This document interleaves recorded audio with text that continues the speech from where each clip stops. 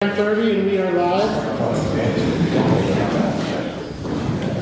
Okay, welcome everybody to the Koochiching County Board of Commissioners regular meeting on Tuesday, April 28, 2026 at 9:30. Can we please rise for the Pledge of Allegiance? I pledge allegiance to the flag of the United States of America and to the republic for which it stands, one nation, under God, indivisible, with liberty and justice for all.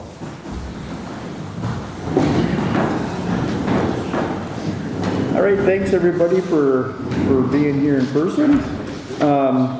First up, we have approved the agenda with additions and deletions. We have one deletion, which is number 5D. And we have two additions, and we're going to put them underneath F5 and F6. With them deletions and additions, can I get a motion to accept the approve? Thank you, Commissioner McIntyre. Support. Thank you, Commissioner Hell. Any discussion on this? Hearing none, can I get the sign? Aye. Aye. Passes 5-0. Alrighty, up next is to approve the minutes from April 14th, 2026. Do we have any corrections or?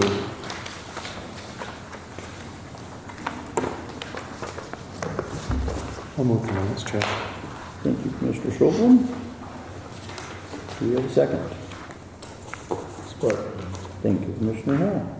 Any discussion? Hearing none, can I get the sign? Aye.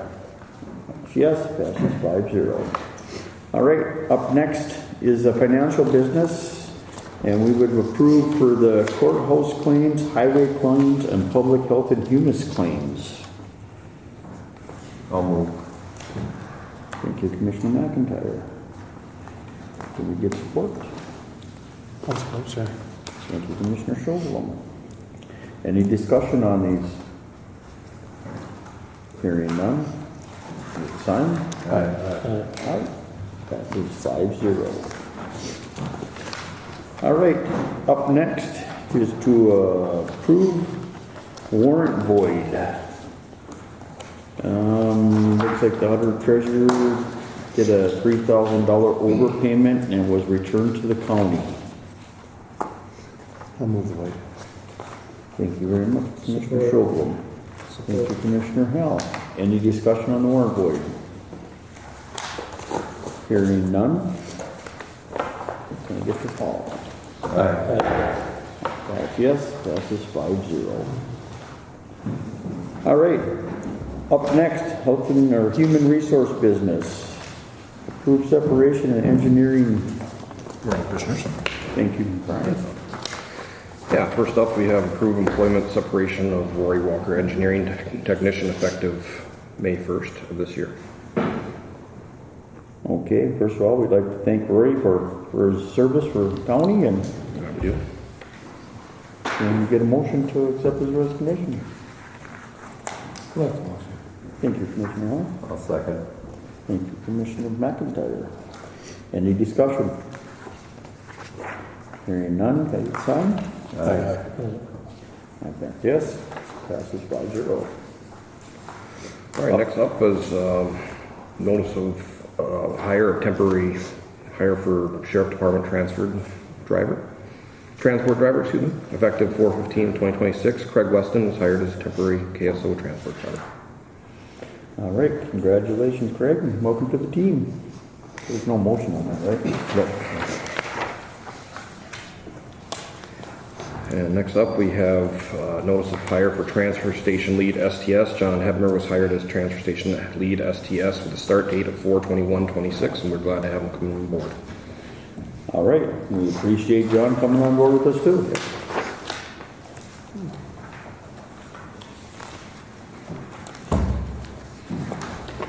Up next, We deleted the 5D is gone. 5D's gone, so up next is consider approving sheriff deputy vacancy. We had, I know the personnel committee met on this twice, and we had this at committee of the whole a couple weeks ago. And I can just read the summary here, but Personnel Committee met twice to review this vacancy and discussed the need for this position when it comes to coverage, response times, flexibility, and meeting public safety needs throughout the county, as well as the cost to taxpayers. They referred the topic to Committee of the Whole on 4/14/26 for all commissioners to review and discuss. Sheriff Pegden has requested to fill this position to maintain current deputy coverage and staffing flexibility throughout the county. Not filling this vacancy would be an estimated savings of approximately $166,000 annually. The next anticipated deputy vacancy due to retirement is estimated at 3 years, and after that, over 10 years. So up for board consideration today is to whether or not to fill the vacant deputy position. Okay, wishes of the board. I'll move to hire a new deputy. Okay, we have Mr. McIntyre asking for the approval of a new deputy. Do we have a second? Support. Commissioner Hell will support it. Any discussion on this? Well, thanks for taking the time to review it and stuff and look into it a little further than just a regular hire when we're trying to look at every angle that we can, so appreciate that. All right. Hearing any other? All right, can we all get the sign for accepting hire a new deputy? Aye. I'll vote yes. Anybody against? I'll vote against. Okay. Passes 4-1. Thank you very much. All right, up next. Next, we have a notice of promotion to transfer station lead. Teddy Pearson assigned for our transfer station lead effective May 4th, 2026. All right, can I get approval for Teddy Pearson to be transfer station lead? I'll move that, Chair. We don't need a motion on this. Don't we? one, Just notice. Yeah. Okay. Lastly, I have notice of promotion to senior engineering technician. We promoted Jamie Lawrenson to senior engineering technician effective May 4th, 2026. Well, thank you. Welcome to the team, Jamie. That's all I got for you, Commissioners. Have a great day. Thank you very much. You too. Thank you. All right, up next is A6. Consider appointing Commissioner McIntyre to the NCLU Club. Adam, you want to take that one? Yeah, I know that Commissioner Hall had asked if Commissioner McIntyre could replace him on that committee, and so I thought I'd bring it to board for consideration and discussion and approval, if so be. Commissioner McIntyre, are you ready to take that one? Are you ready? I'll take that one. I'll make the motion if you need one. All right. Thank you, Commissioner Hell. Do we have a second? I'll support. Thank you, Commissioner Schoblum. Any discussion? Has there been any, Run Club and JCNRD, which is the maybe Northwest counties, some of the same people? Maybe you could combine them. I think that discussion is worth having. I don't know that it's up to this, it would not be up to this board to decide that, but I think it's a discussion that should be had. It's not a huge cost to us for the northern than mileage, and I think we paid $1,000 a year. I think Aiken County was questioning whether to be there, but they deal, that Northwest County one deals with the garbage and wildlife and stuff. And maybe two different areas basically, but I just wonder if it makes some sense to combine it. That's just information or thoughts. So. Whoever's sitting on them boards will basically have to bring it to the two boards to see if there's any way of combining them both together at the same time. Yeah, it's been brought up, I think, I know it has been brought up there, but I don't know if it's ever been brought up over. No, I haven't been to the last few, so, and they don't have them in the summer, so they won't have like June, July, and August down there. Or we don't. It's every other month in Bemidji. Who facilitates each of those meetings? They have a new one there now, and who gets It's, that in Tomorrow Rapids. And, Marshall County is the fiscal agent of that one there, but it's facilitated out by Beltrami. They don't have, basically it's, well, I'll change over.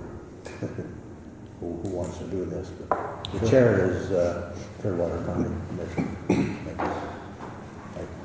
Probably, I think I'm the vice chair, so probably ends up meeting. But it's really kind of two different worlds, but in a world where we're looking at where to cut corners and save money, maybe get the same impact. Half the money. Half the money. Okay, that'll have to be looked into. I'll bring it up, I think the next meeting is in June, over there. And maybe you can carry that to. Oh, yeah. Ask the question anyway. Okay, I'll touch base with you on my way down to that meeting too. Mr. Chair? yes. Yeah, just a little bit more background on that. So the Joint Counties Board, the one that Commissioner Erickson sits on, that was originally established, I don't know how many years ago, but it's basically the membership of that group is counties that have state con lands in them. So that's what the membership is limited to, but I would agree, like there's not, I think when that group first came on the scene and was established, there was some controversy on as far as ditch assessments that the DNR would pay to the counties that have con land and stuff, and that stuff is long since been taken care of, and now it's kind of the few meetings that I've been to with that group, it's generally natural resource related items that also kind of get covered at hand club too, so I would agree that there's probably room for combining the two groups if those two umbrella groups are agreeable to that. Okay, thank you very much. Okay, hearing the discussion there a little bit, all in favor of Mr. McIntyre becoming the N Club? I'll vote yes. Anybody against? Passes 5-0. Congratulations, Doug.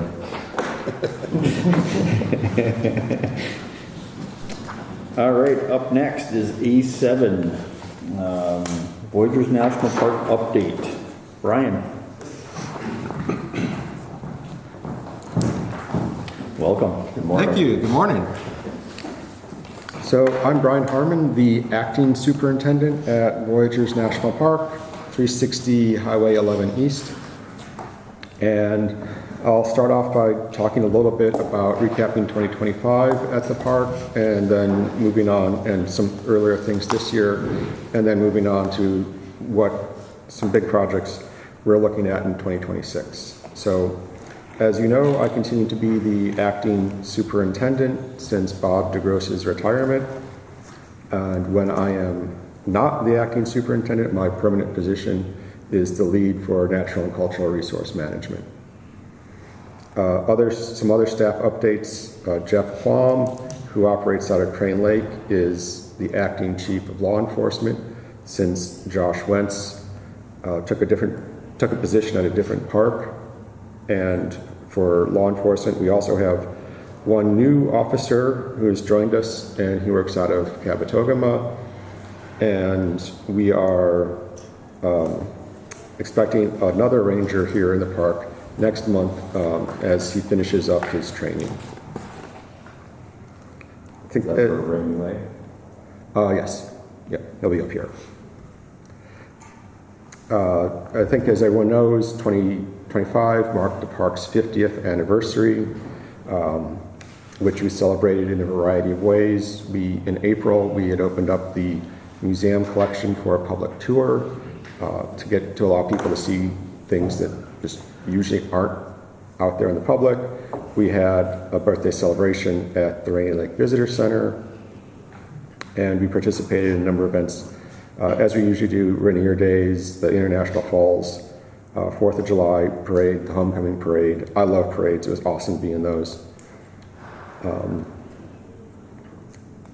Some of the things that we did in 2025 and are continuing into 2026 are dark sky programming, and I want to thank this council for the dark sky proclamation earlier in April. We really appreciate that. It's always great to be able to, when the park and local communities can do things together, that's just so awesome. So again, thank you. And there are, I live up here in International Falls, and there's a lot of great things about living in International Falls, but one of them, right, is just it's so easy to see the Milky Way and the Northern Lights. That's just wonderful that is available up here. So again, I really appreciate everyone recognizing that. And also, just protection of dark skies. It's really great for the ecosystem, and it's something that a lot of visitors are coming here specifically to do. So it continues to be something that draws visitors and draws just people to this area in general. Looking ahead to 2026, the sort of big things that are coming up are we are replacing the electrical line that goes out to Kettle Falls from Moose River. That I know that's not in Cooch County, but I think that everyone is sort of cares a great deal about Kettle Falls. The old power line was put in 1987, so it is definitely due for a replacement. So this new line will be much more reliable. And so this work is expected to start in late spring through the fall of 2026, and then we expect some work on the land to continue happening in 2027 out around the hotel itself. The main work of this will be laying cable through the lake, and as the barge is laying that down, there will be some temporary slow zones in the lake, like right in the vicinity of the barge, so that it's able to operate without interference. It's not going to be a closure or anything, just some slow areas around those. But again, we will be keeping everyone very up to date with press releases, social media, the park website, so everyone knows sort of what's happening where and when. And in 2026 or maybe 2027, it really depends on the contracting process, which is still being worked through. We'll be doing some road work, parking lot improvements, and walkway repairs on the road and parking lots around the Rainy Lake Visitor Center and the Ash River Visitor Center. There'll be some temporary closures and traffic delays associated with this. But again, as that gets closer, we'll push out a lot more information about that. But again, it's still very early in the contracting process, so I don't have much more information other than that. And are you thinking about any more parking spaces for both?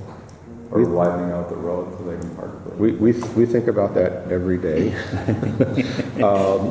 We were able to, last year we took out an old sewer system, and we're able to expand a few more parking spots at Rainy Lake. And actually that was really great because we were able to take that out because the Rainy Lake Visitor Center several years ago was tied into the countywide sewer network. So that was like an unexpected bonus, right? We tie into that system and now we get a few more parking spots. Very cool. Yes, we are, although it won't be part of the project that I'm talking about right now, we have been doing a lot of planning with different groups and looking at ways that we can expand parking spaces at Rainy and make the access more difficult. I mean, you all know as well as anyone, right? It's packed in there, right? in the summers. So finding ways to get more parking, more people in there it's a very high priority. But things move slow, it takes a lot of planning, it takes a lot of money.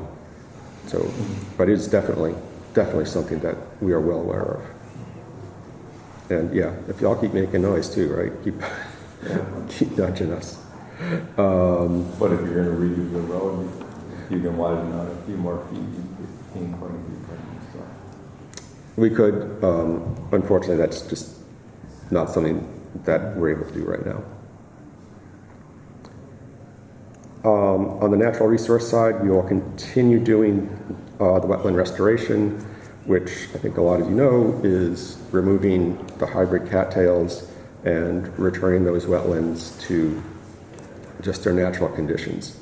Last year we treated 24 acres, and this year we're still sort of lining up the exact areas that we'll be working in, but in general it's the same areas: Black Bay, Western Rainy, Western Cab. It is really great, I think, for storing those wetlands. It's a really great way to improve the park and improve people's experiences in the park. It's great for all sorts of wild plants, wild animals, just the health of the fisheries overall. And I think, again, it also really reduces the amount of just hybrid cattails that are out there. I think you all know that when those floating mats break off, they create problems for everybody. And so reducing those reduces that menace as well. So it's really fantastic that I think we're doing this, and we've had some really great conversations with different community organizations and DNR about this, because those cattails, right, that's an everybody problem. So we are definitely continuing that work. And so those are the sort of updates past and looking ahead, and I'll be very happy to answer any other questions. You know, the power line thing, they've already got the power, I believe the cable and stuff sitting up on land down there in Cap, don't they, for that? I don't know if they started moving it quite yet, but if not, it'll be very soon. Very soon, yeah. Okay. That's going to be a big undertaking. Yes, it is. Many miles, what is it, 13 miles? About 13 miles, yes. Desperately needed though, so. Yes. Okay. Well, we thank you very much for your update, and thank you for your time for coming. Any more sites going in on any of the lakes? Our camping sites. We do have the new group camping site, which is ADA accessible, that we finished at the end of last year.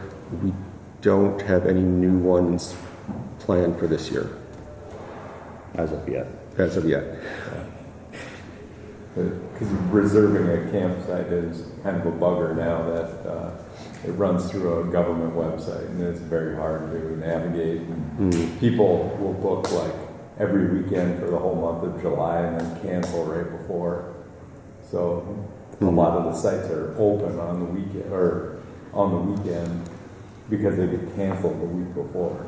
Just before the deadline, they cancel them. So there'll be open sites, but you really can't go camp there. I guess it used to be first come, first served, but it's been on the government website for quite a few years now.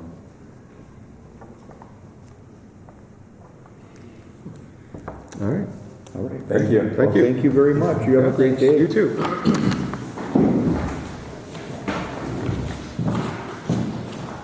All right, up next is consider appointing commission or county extension committee member. Cooch County Extension Committee solicited applications for the vacant seat on their community and received an application from Rita Aspargan. Cooch County Extension Committee recommends approving her for the remainder of the 3-year term from January 1st, 2026 till December 31st, 2028. Move. Second. Thank you, Commissioner Erickson. Thank you, Commissioner McIntyre. Any discussion on this? We need one more. We need one more? Yeah. We only had one applicant for this year, or did they only put it out for one? No. We solicited. Oh, Lois and I rounded her up, but there's still one open seat. And, preferably out county, we're looking with it. And south, we're still kind of looking for geographic, you know. well, we'll leave that up to you to find us another one then. Well, we welcome Rita to the committee. Yeah, I mean, she'll be a good addition. She has ties here, Yep. involved with things, 4-H and things like that, so. Alrighty, all in favor of accepting Rita? Aye. I'll vote yes, passes 5-0. All right, up next is Public Health and Human Services business. Derek. Got a small list for you guys this morning. Good. What we have on the agenda is couple burial requests for people that qualified under the Koochiching County burial policy and that were required to follow in statute. So these are individuals that qualified under the policy, and it's our responsibility to ensure they're interned. Buried. Yep. Okay, and we have only one? Nope, there's three on there. One in the amount of $952, one in the amount of $1,400, and then this 105.82 was actually there's two. There's 3 lines, but that 105 is associated with one of these other ones. Okay. Okay, wishes of the board. I'll move for this. Thank you, Commissioner Chilton. Support. Thank you, Commissioner Erickson.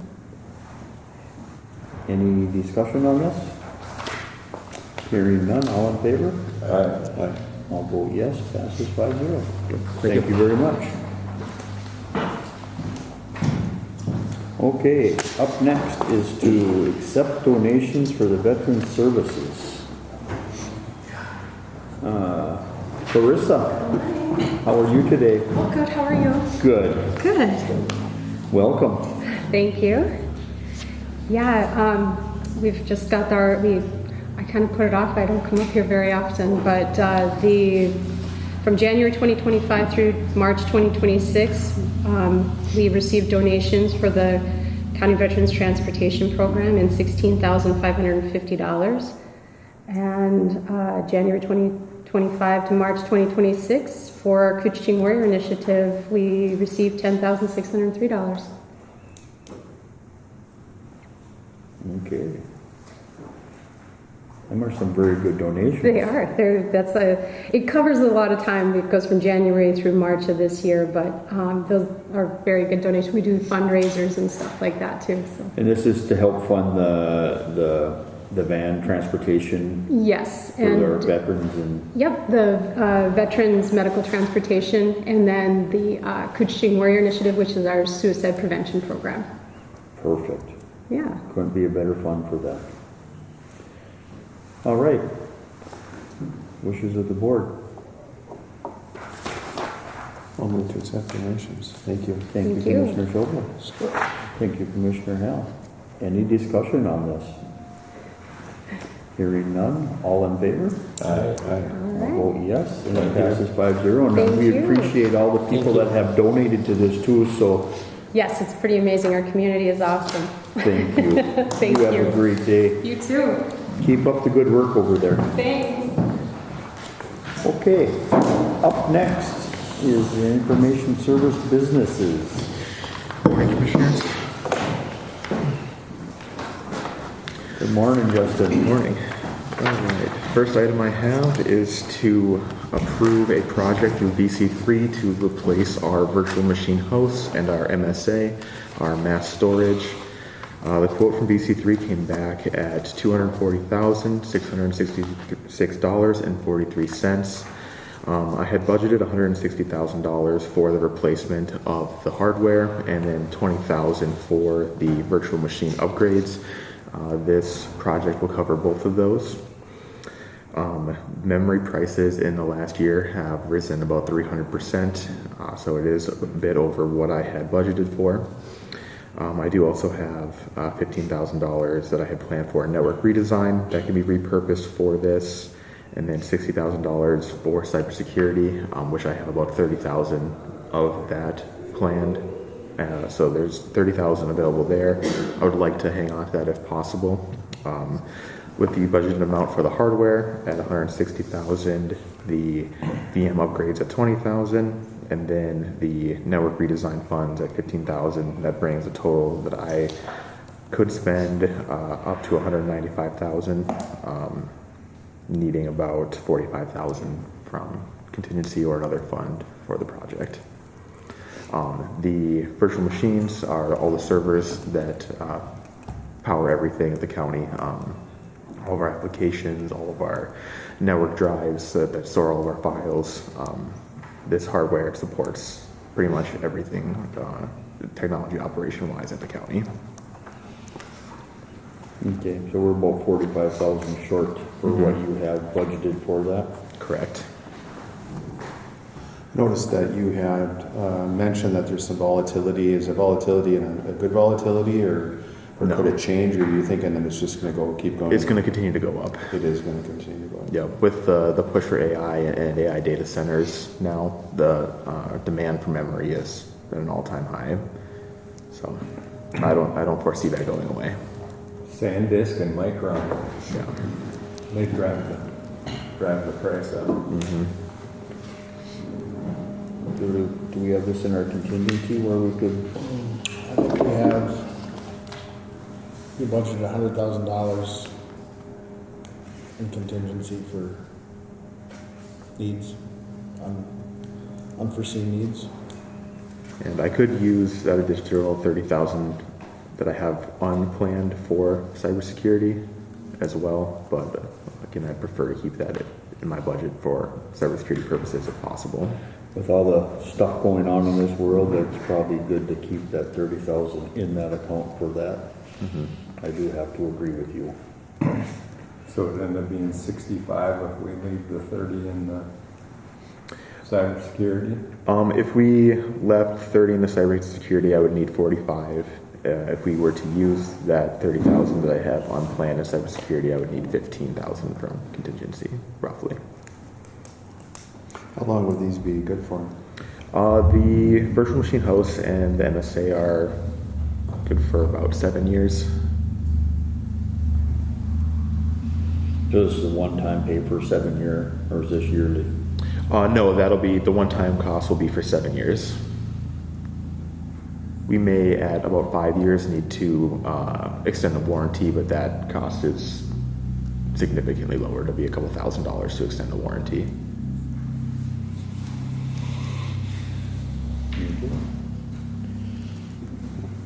Wishes of the board. I wish it was less. I do too, but everything these days seems to be going up no matter what we're doing, so. Yeah, I think if it's going to continue to rise as you predict, I think it's probably good to move on it and get it done with. Yeah, the quotes that we get from VC3 are only good for 14 days because of the nature of the price increases. So I would like to get this approved before we need another quote and it comes back at 260, 270,000. Adam, is there, before I move, is there contingency funds available to cover the 45,000? Yeah, we budget 100,000 undesignated contingency funds for unplanned needs. We don't always spend them, but that's budgeted. So 45 would take. Is that the same fund for health insurance? Health insurance premium? Well, when we don't know, we use when we're negotiating contracts or we're doing, we throw money in contingency, but this year we pushed the health insurance cost to all departments because we knew what it was. Okay. When we don't know what that COLA is gonna be, we put a little extra in reserves to cover that expense that's unknown, in addition to the 100,000. But this year I think it's just that 100,000 in there. And I can check, I just don't have it in front of me. I'd move to accept the low quote for 246.66.43 with using 45,000 of contingency funds to cover the shortage of your budget. Okay, Commissioner Shovlin. Do we have a second on Commissioner Shovlin's? Support. Thank you, Commissioner Howell. Any discussion on this? And there's no other options or no other bids to be had? I haven't gotten any because VC3 is so involved with our technology operations. I assume that they're going to be the cheapest. We get the hardware at a discounted rate because we already have that managed service provider relationship with them. And they have access to our virtual machines, to vSphere, which they use to manage our current virtual machines. With the acquisition of VMware from Broadcom, they've also increased their minimum core count by 4 times. It used to be 16, now it's up to 72. We use about 32. So the cost for our virtual machines would double if you were to stick with Broadcom. So this project also entails a migration off of the VMware to a Hyper-V virtual machine to save us some money in the long run on running our virtual machines. So I would say just with how VC3 is integrated into our technology solutions, that they're going to be the best option. And the risk of not doing this project is for out of warranty with our current machines, out of life? Correct. Yep. I had to extend our warranty 1 year to cover 2026, and every year we go on. It's an additional cost to renew the warranty, and eventually that won't be an option to extend the warranty any further. What was our extended warranty cost on the program? If I recall, it was about $7,000 for a year. Because it's basically an outdated system. Yep. Is there any negotiating room, wiggle room with the company? I can check, but I got a quote from them previously. It was about the same. They were going to try to get it down, and it came back about the same. So I don't believe so. Okay, we have a first and a second. All in favor? Aye. I vote yes. Anybody against? Motion passes 5-0. He has to use $45,000 out of the contingency fund. Thank you, Commissioners. Thank you. Okay, D2 up next. All right, second one, a bit easier. MNCCC has updated their joint power agreements and bylaws. The changes are just some verbiage. There isn't any significant changes to the bylaws or the agreement. I had the county attorney review the updated agreement and bylaws. He didn't see anything that was noteworthy, so I recommend to cast our county votes to accept the new agreement and approve the new bylaws. And this is good for how long? Until they change it again. Okay. We did one of these in 2024. They updated it, and we cast our vote to accept and enter the new agreement. I think the one before that was in 2017, 2018 timeframe, sometime around then. So until they change the agreement again or the bylaws. They changed them a few times. Oh yeah, they've changed them quite a few times from looking at the list on there. Almost Is that on the exact. back page? Okay, we have a first by Commissioner McIntyre. Do we have a second? I support you. Thank you, Commissioner Shovlin. Any discussion on this? Hearing none, all in favor? Aye. I vote yes. Anybody against? Motion passes 5-0. All right. Thank you, Thank you, Jesse. Commissioners. Okay, up next is the Highway Department. Morning. Trent, how are you today? I'm good. How are you? Good. Highway Department has 4 items.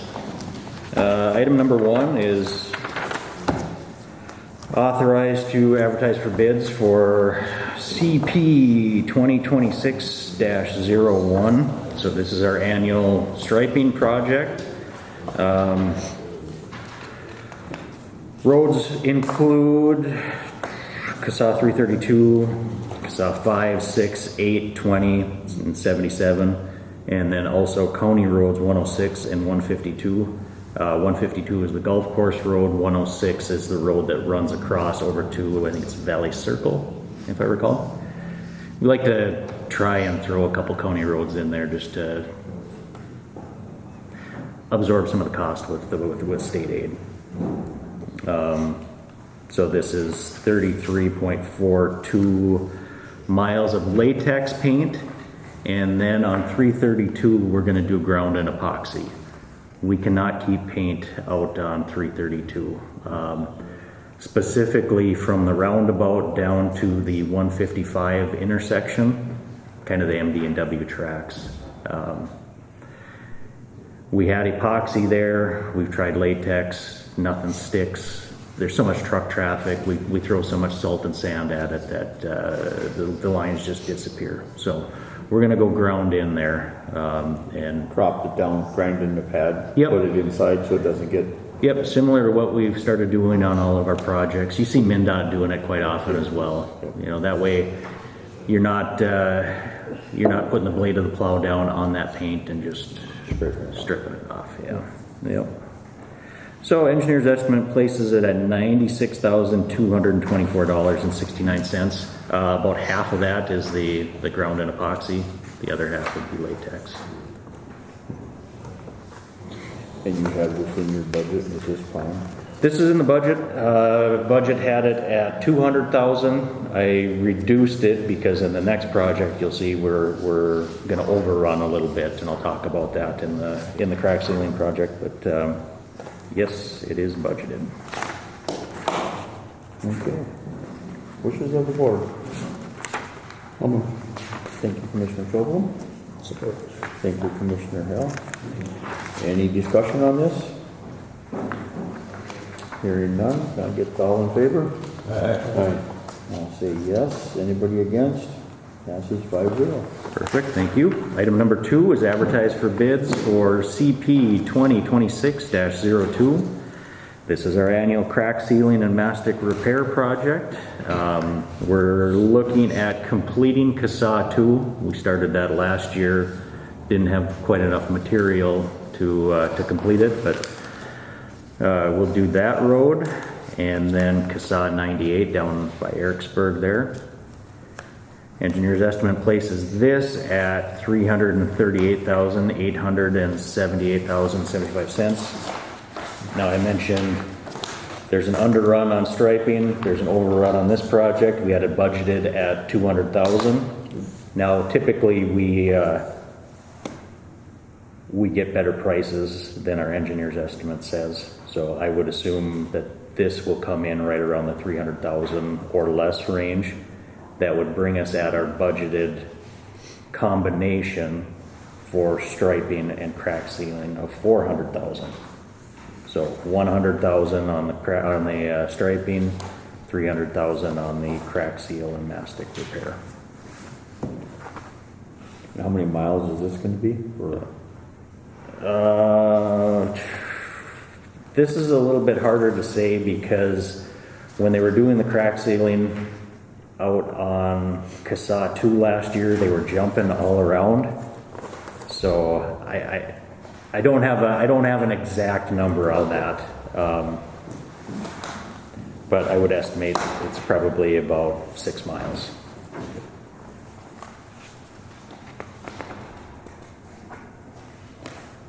Okay, wishes of the board.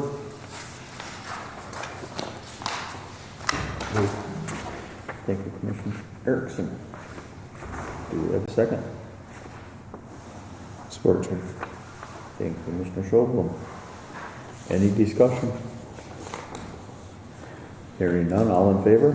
Aye. I vote yes. Anybody against? Passes 5-0. All right, thank you. Thank you. Item number 3. Commissioner Erickson jinxed us on this one. So this is for awarding again our annual calcium chloride application, delivery and application.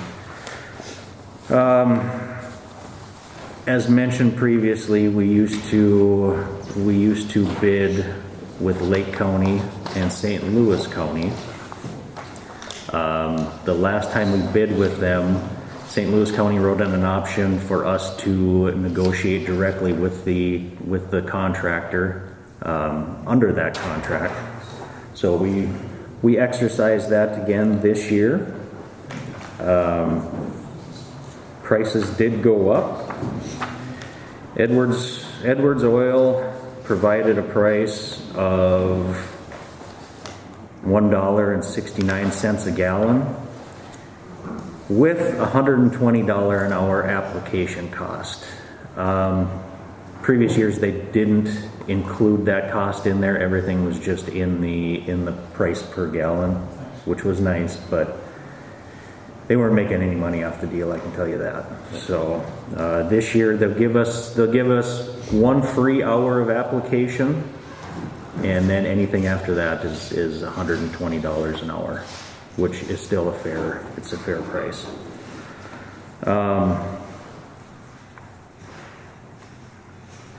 Just for a little history as well. So Edwards Oil back in 2024, we were paying $1.49 a gallon, no delivery charge. Envirotech, the only other place that bid back in 2024, they listed a price of $1.87 a gallon. We typically get in the 25,000 to 30,000 gallons per year. I would imagine, just thinking about an average cost for delivery or for application, we'd probably be looking at about $600 a truck, say 5 hours of application. Completely road dependent. There's locations where we can dump 5,000 gallons in a couple hours, but then there's areas, you get up towards the lake or down around Little Fork or something where we're seeing a lot of dead ends. We might have a truck here for 6 to 8 hours.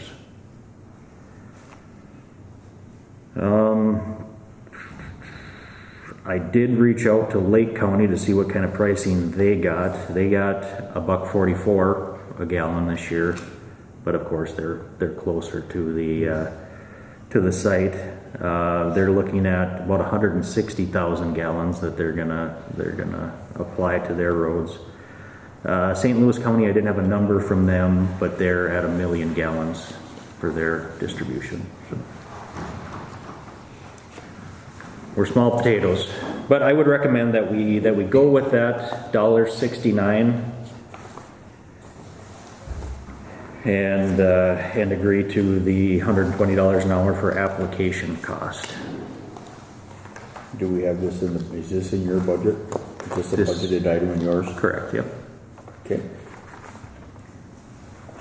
All right, wishes of the board. I'll move. Thank you, Commissioner McIntyre. Thank you, Commissioner Ham. Any discussion on this? Hearing none, all in favor? Aye. I'll vote yes. Anybody against? Passes 5-0.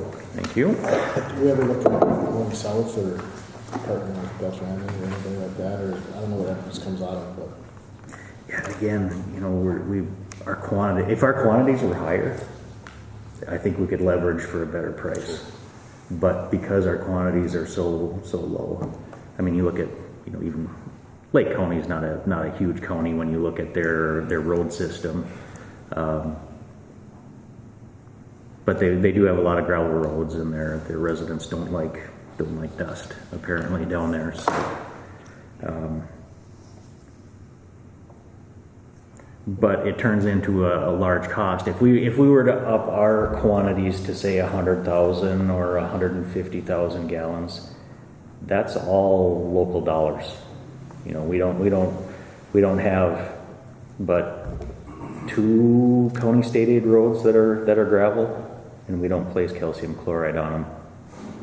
So they just bring it up and they apply it. That's what they do. Yeah, we have a guy that hops in with them and tells them where to go, and then they just store it in their county or anything.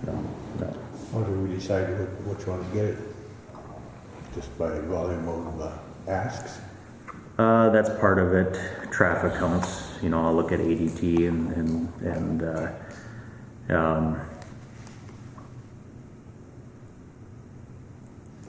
and then we use it as a binder as well. If a road isn't in super great condition, we'll throw some calcium chloride at it to bind the surface, basically. And it works good for that. If you put enough calcium chloride on it or apply it over the course of a number of years, you're starting to get something that partially resembles a little bit of paved road.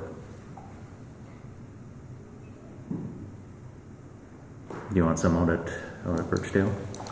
Well, I'm just trying to think of, number one, where it's been applied out there. I can't think of any place, but, I think, personally, I think the greater about it is just what you were just talking about, is the binder part of it. Yeah. Because it does turn it into seemingly a easier road to travel. Mm-hmm. Yeah. We do place it around houses as well, houses that are close to gravel roads, just to make sure that these places don't get dusted out. We don't have a lot of high traffic gravel roads anymore in western Cooch. Maybe southern Cooch, I guess I don't know. Western, I know as much about that as I do. Well, a few, but the line in Isabel Tram, there's a few down there, but a lot of them are dead ones too, except for when you get to Isabel Tram, over off of one, where you're going back and forth from the Nevers to one, there's a lot of gravel roads along there, but that's Isabel Tram. Main areas we apply are up around this area, the International Falls area, as well as the Little Fork area.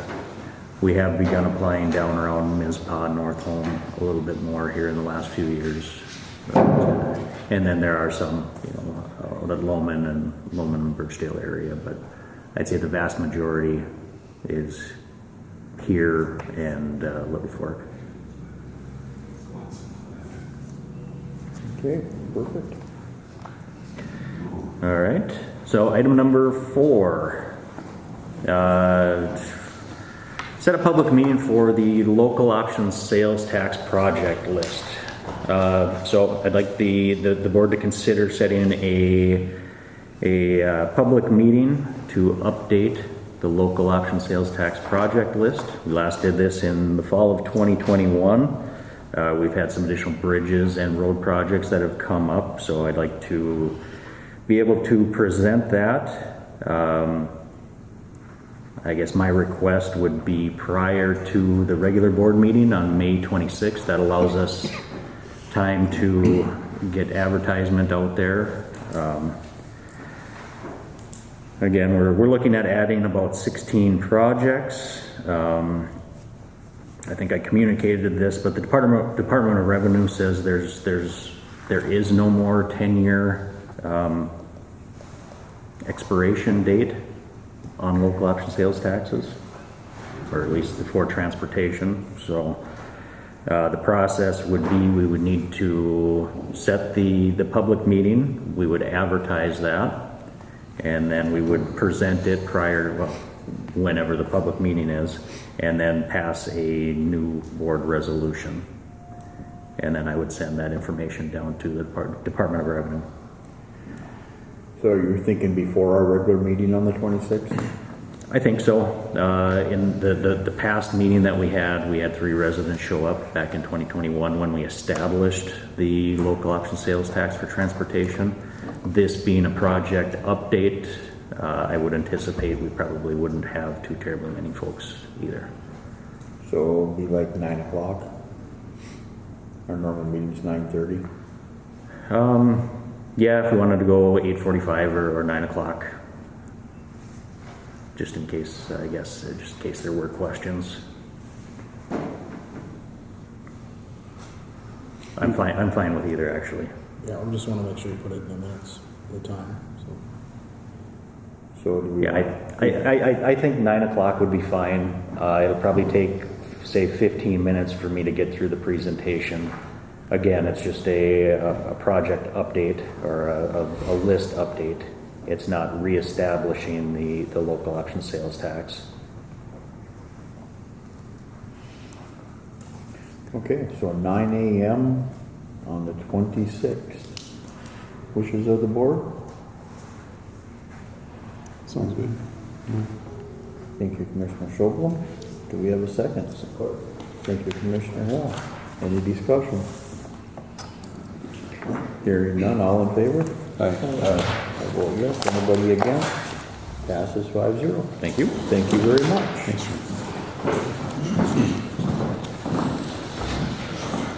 Need a signature?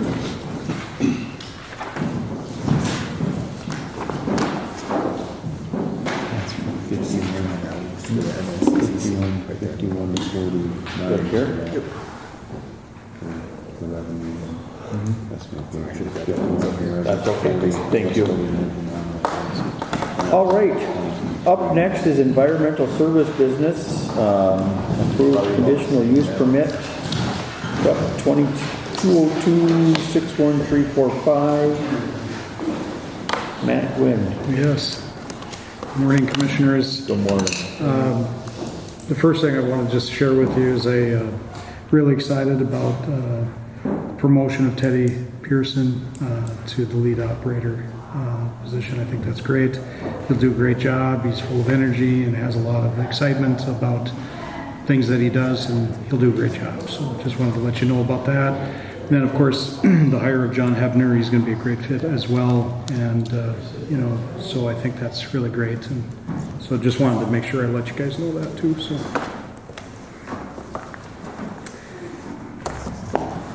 And we're starting just a hair early, but the first item on the list is Michael Carney. He's proposing to construct a 3-seasons porch within the floodplain using alternative elevation methods for elevating the lowest floor of the residential structure. The Koochiching County Planning and Zoning Commission met on Thursday, April 9th, to hold a public hearing on the conditional use permit application.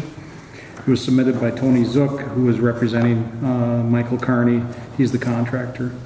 And so, again, it's to construct a 3-seasons porch within the floodplain. He plans to elevate the structure with piers, concrete piers or pilings, with the area below the floor open, which would allow water to flow freely in the event of a flood. As per section 6.31 of the floodplain ordinance, a conditional use permit is required to be approved in order to use alternative elevation methods for residential structures with their lowest floor elevated above the regulatory flood protection elevation using methods alternative to fill. So that's what the piers are about. The parcel is located on Rainy Lake at 3369 County Road 20. At the site visit, one neighbor stated they were in support of Mr. Carney's application, and we did not hear any other comment. The Planning and Zoning Commission did not receive additional comment in opposition, and therefore unanimously recommended to approve the conditional use permit application as submitted. And so I'm just looking for the board's approval based on the recommendation of the Planning Commission. Okay. And I did talk to the contractor, and he said he wasn't able to make it here, so, Mr. Zook. yeah. I'll move to approve. Thank you, Commissioner McIntyre. Do we have a second? Support. Thank you, Commissioner Erickson. Any discussion on this? We have a finding of fact, if you want. Yeah, go ahead. With you. It takes a little time, but I think it's important to kind of state the, kind of basically how the planning and zoning looked at this, and I don't think there was any issues with it. And I'll briefly go over question number 1, the conditional use will not be injurious to the use and enjoyment of the environment or detrimental to the rightful use and enjoyment of other property in the immediate vicinity or neighborhood, nor substantially diminish and impair property values within the surrounding neighborhood. We feel that the conditional use for this meets the criteria with the piers, and it would meet the floodplain requirements as per the construction code, which is an allowable use.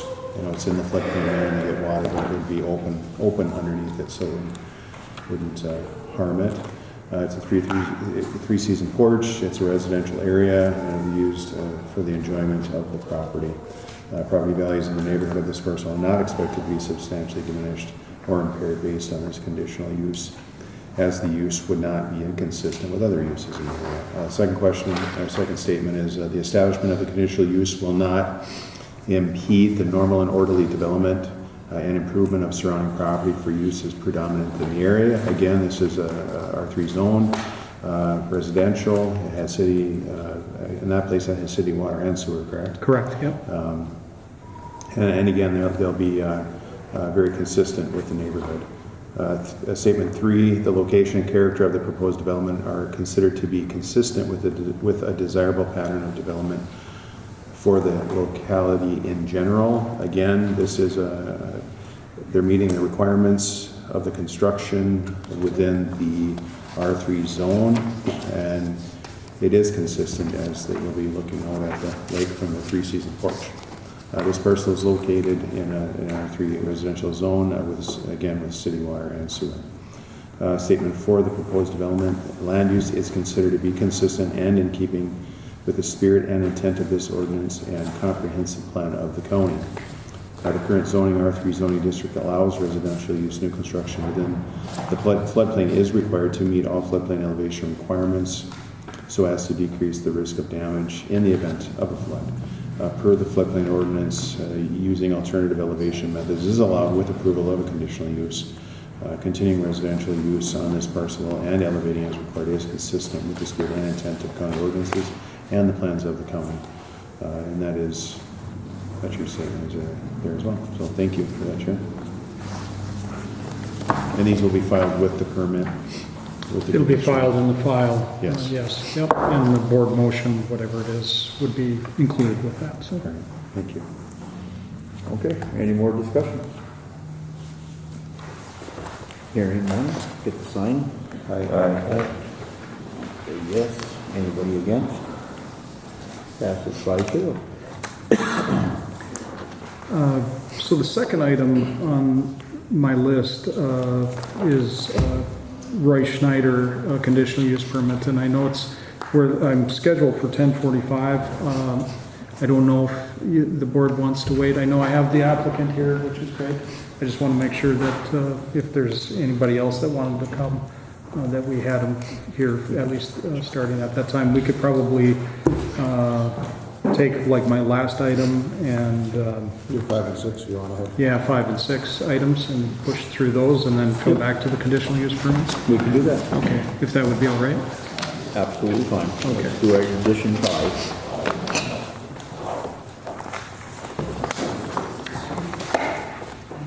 So the next item that I have is the Ray Solid Waste Canister Site Attendant Contract. We advertised for bids for the Ray Canister Site Attendant, and the first round we were not able to get any bids, but the second round we were able to get some bids, and I've included them. The bids range from $845 a month to $1,600 per month, with an annual payment that they typically use for insurance. Our previous contract with Eddie Williams was $647.83 per month, so it's a bit of an increase, but I would request authorization to move forward with a contract with the low bidder, Joe Reller, for the remainder of the term ending November 30th, 2026.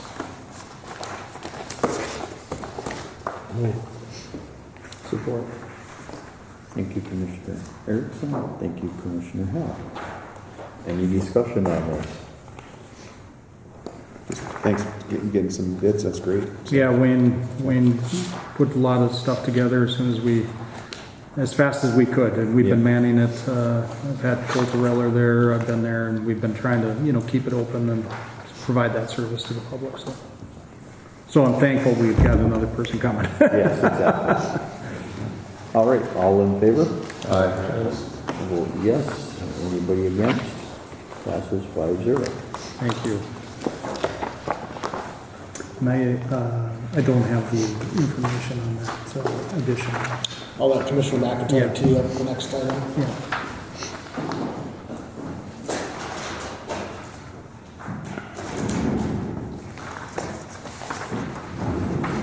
I got an email this week about empowering this small Minnesota communities program.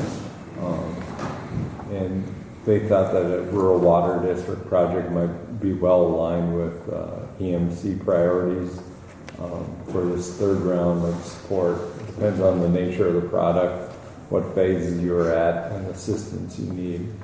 But I think it would be a good idea to at least apply for some funding just to see if any of it sticks, I guess. And the applications are due in a few days. Yeah, April April 30th. 30th, yeah. And this would be to help support the rural water district type stuff. You know, we're gonna have mailers and surveys, and that's gonna cost money and funding, and I think we have some funding that's set aside for that via the board already, but just every little bit helps to kind of reduce that if we can. So this would be to hopefully reduce any type of costs that we have internally if we were awarded this. And I think they have this a couple times a year, don't they? Yeah. Yeah. So this, we can, perpetually apply if we decide or would like to from here. So Can we get this sent out before the 30th? We'll put together a package. And, Yeah. yeah. It's Whatever we need to do. It looks like it's fairly straightforward and not terribly complicated. So if you have further information and stuff, I think we could. And that's the University of Minnesota Extension type stuff too. So we've got some connections there with Adam and myself and Commissioner Erickson. So we've been using them quite a bit lately the last few years. So and other entities have too. Actually, That's why they're there to help us. yeah. So. All right. Wishes of the board. Thank you, Commissioner Schopel. Thank you, Commissioner Hell. Any discussion on this? Hearing none. Thank you, Paul. Anybody against? Passes 5-0.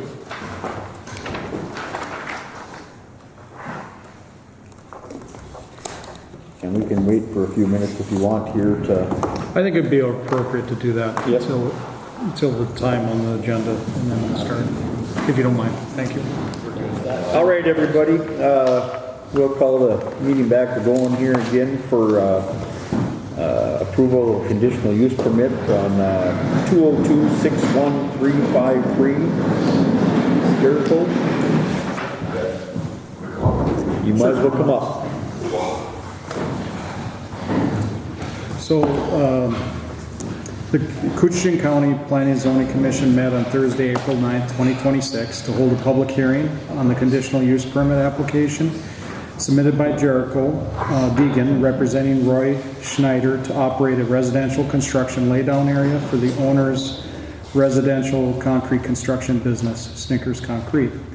The 20-acre parcel is located in a C2 commercial zoning district, which requires approval of a conditional use permit for any use which, in the judgment of the Koochiching County Planning Commission, will not be detrimental to existing and future planned use of the area. The parcel was rezoned to C2 in 1985 with a conditional use permit approved for the purpose of a small engine repair business. The applicant clarified he is not seeking to place a concrete plant on the parcel, but rather use the parcel for storage of equipment, materials, and supplies for his residential concrete business. The applicant stated he would meet his crew at the parcel to pick up and drop off materials and equipment and plan projects. All concrete work is done at the customer's site. The parcel is located on Highway 53 and is approximately 2 miles south of the city of International Falls. The Planning and Zoning Commission received information from the applicants and comments from the public, MnDOT, and the sheriff. After hearing all comments, the Planning and Zoning Commission unanimously recommended to approve the conditional use permit application to operate a residential construction laydown area for construction activity to include equipment and forms. Conditions include unused and inoperable equipment to be removed and any outside storage of equipment, materials, or supplies to be screened. So I provided the information from the meeting and all of the application. And Jericho, if you have any other information you'd like to share with the board, you certainly could do that. As far as the business is concerned, that's pretty much it. Just a standard laydown yard, nothing crazy. So. That's just to store your equipment for your concrete work. Yeah, and we did, there is a couple like old work trucks and stuff out there. We talked about that too in the meeting with the planning zoning board. We'll be getting some of that stuff out of there, so. Stuff inoperable, stuff that's not working. Yeah. Already passed its due date. Yeah. Okay. Yeah, stuff that we were, you get hanging on to stuff because, oh, well, it's got a good motor in it. And it's time to just get rid of it, so. Okay. Yeah.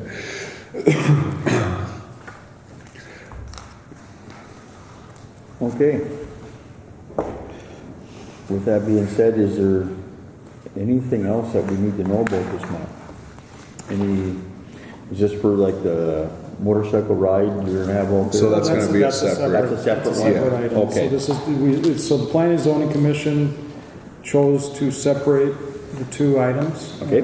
So one is a semi-annual charity event application, and this is a separate item that would be the business. So this is just strictly for the lay down yard? Yeah, the business. The business end of it. Yep, so the motion is to operate a residential construction laydown area for construction activity to include equipment and forms. Conditions include unused and inoperable equipment to be removed and any outside storage of equipment, materials, or supplies to be screened. And that's what was recommended by the Planning and Zoning Commission. So, and I know there are some other people here that were at the Planning and Zoning Commission as well, so, or at the public hearing. Okay. Wishes of the board. I would make that motion. Support. Thank you, Commissioner Erickson. Do we have a second? Well, I have some concerns, but you didn't ask for public comments, so. We will. Okay. Isn't it too late after you approve it, though? We're just asking, we're not gonna approve nothing. I'm just getting a first and a second, and then we'll take and ask for Good enough. comment. Do we have a second on this? I'll second it, Chair. Thank you, Commissioner Scholl. All right, any discussion on this? Well, again, I'd like to opportunity findings of fact. This is basically a synopsis of the planning and zoning meeting, what we discussed.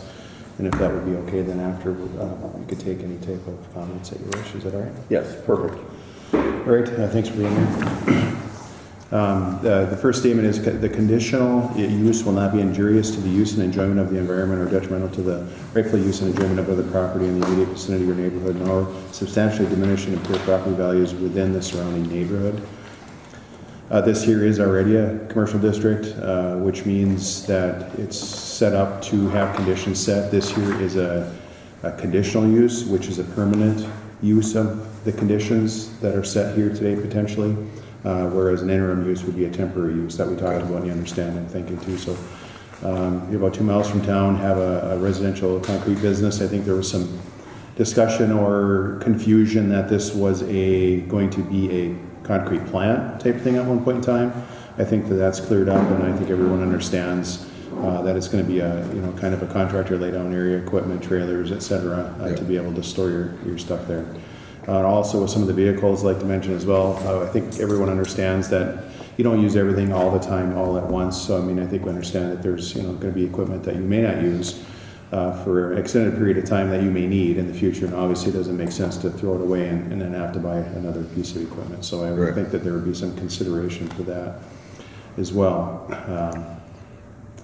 That being said, this again will be a conditional use, and we feel that the property values in the neighborhood of this parcel are not expected to be substantially diminished or impaired based on the conditional use with the conditions, as the use would not be inconsistent with other zoning and use in the area. And directly adjacent to the south, I think we just recently approved a on-site storage area there, and that also is at a C2 as well. Yes, that's correct. The second statement is the establishment of the conditional use will not impede the normal and orderly development and improvement of surrounding property for uses predominant in the area. I think, again, there's a mixture out there of residential, home business type things. There has been there as long as I can remember with, some logging with the bars, and I think, some of the bars have some, have had construction stuff going on there for many, many years. This applicant proposes operating residential construction business with a laydown yard subject. The parcel is 20 acres, plus or minus, and 660 feet of frontage. And the neighborhood is a mix of commercial and residential, as it is a state highway, which would be normal for development in that area. The third statement is location and character of the proposed development are considered to be consistent with the desirable pattern of development for the locality in general. Again, this is going to be a laydown yard for construction equipment related to concrete work. And one thing to mention here as well is they are at the center of the 20-acre parcel, so you're about in the middle, looking on the overhead. You're just about directly in the middle of the 20-acre parcel. Yeah. So that's nice, and I think we had mentioned some of the screening and stuff, which can be the vegetation screening. Okay. You have equipment. We were kind of spitballing about how would be the best. You have lots of trees behind you. That is a potential for screening. Just a natural foliage barrier. Okay, I was actually going to ask that too, if that was. Yeah, semi-mature, transplantable size trees, I think would be, an option for you. Okay. And you have plenty of room to, I think, do that without really impeding what you want to do with the property. So that should be part of the consideration, which it is within the conditional use of this request. And item statement 4, the proposed development land uses is considered to be consistent and in keeping with the spirit and intent of this ordinance and comprehensive plan of the county. Of course, I think everybody would like to see, businesses, we need those things to survive, but also within this area, that as it is a mixture, that's the reason for some of the conditions with the foliage and the, things like that of the property, and taking care of some of the unused out of service life of equipment, things like that. I think everybody considers that. But you're right. A lot of that stuff is good, and it's not cheap to buy anything anymore. So there's got to be some spirit of that as well. So and it says here that this use of this parcel as a residential construction business with laydown area is consistent with the spirit and intent of the county ordinances and plans of the government. So that's a statement of fact, and I think that summarized pretty well the planning and zoning. We had much discussion, and I think there was much confusion as well that was kind of cleared up. So, but I'll hand it back to you, Terry. Okay. Would you like to come up to the table? You want me to go back? No, you can stay right there. Okay. Please, when you come up, state your name and your address, if you would, please.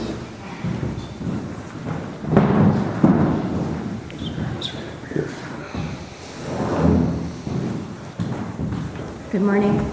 Good morning. My name is Jennifer Hefner Long. I live at 3321 Highway 53. It's directly adjacent to Snickers property. My concern is that the request was for a commercial concrete business, and I think that since that is the request, that should be denied, because that's not what he is requesting, and I don't want to see 2 or 5 years down the road that this turn into a full-blown concrete plant. We had a lot of discussion about health, noise issues, living next to some sort of concrete processing plant. And since that is the request, I feel that should be denied. But as in this right here, it would have to come back for a conditional use permit, if I'm not wrong, Matt, in order to get any concrete plant. And this is just strictly going to be a laydown yard from what we have. But is it going to specify that? Because the paperwork that I received says it is to operate a commercial concrete business. Yeah, Mr. Chair, if I may. Yes. So what the Planning Commission recommended was to operate a residential construction laydown area for construction activity to include equipment and forms. I guess, But not materials. not sand, not gravel, not chemicals. Well, it says conditions include unused and inoperable equipment to be removed, and any outside storage of equipment, materials, or supplies to be screened. But the intent of the Planning Commission, it didn't say this specifically, so the intent of the Planning Commission was not approving a concrete plant. The intent of the Planning Commission was for a residential construction laydown area. And if you want to clarify that it does not include a concrete plant, it certainly could be added to the motion, just to be clear.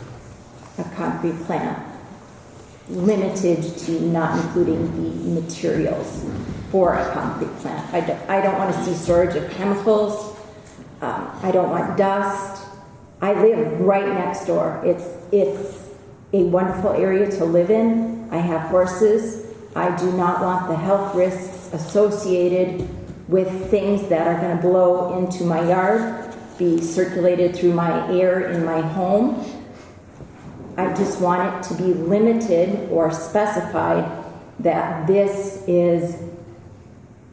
does not have the potential to come back and say, well, we went to board and approved it. The request was specifically for a commercial concrete business. The request was not for a laydown yard, and that's where the neighbors were very concerned. In addition, I did circulate a petition which I submitted to the Planning and Zoning Commission that the neighbors were not in favor of that, and that was the specific reasons. And I don't see that that was brought up or addressed at all, but I did spend a lot of time talking to all my neighbors with their concerns about what this could potentially be, and we want to be sure that this does not affect the health and the quality of life that we have living in the country. So if we could take and add that into here about no cement plant? No concrete plant. The one thing I would say all residential contractors have, a pile of gravel, a pile of sand, some various things that they might store, but it's different than a concrete plant and the materials associated with that. So I think residential contractor, storage of materials is a normal thing, but the operation of a concrete plant with large quantities is different. Yes. Yeah. I was just going to say a dump truck load of crushed rock on a property where you can use it for filling holes or. Well, when we're working on the gravel. weekends and stuff, we can't get a dump truck. We'll have a pile of sand and a pile of rock. Yeah. But you haul that in your dump trailer to the job site where you're working. Yeah. So there's a little bit of a difference there that you'd want to clarify if you were going to make a change to the motion. So no concrete plant and associated materials, with concrete plants, maybe that would be, but residential construction materials would be okay. Would you be okay with that written in our thing? Well, are you talking one pile of gravel, or are you talking 16 piles of gravel?